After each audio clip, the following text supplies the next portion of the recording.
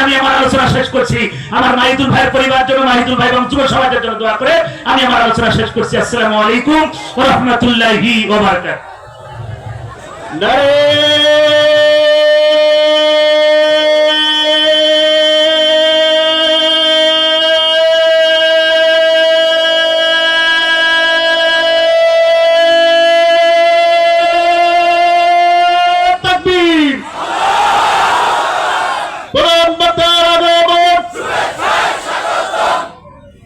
আলহামদুলিল্লাহ, আমাদের আজকের এই বিশাল আয়োজনের সম্মানিত প্রধান আকর্ষণ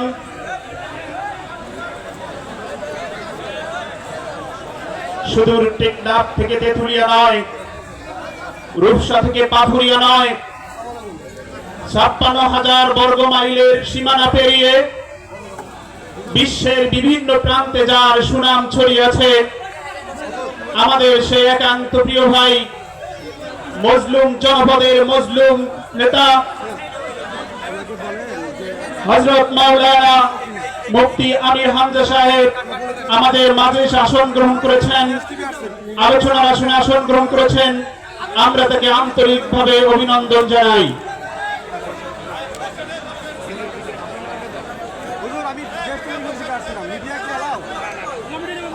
প্রিয় ভাইরা, একজন ভাইয়া দাঁড়িয়ে থাকবেন না, সবাই বসেন।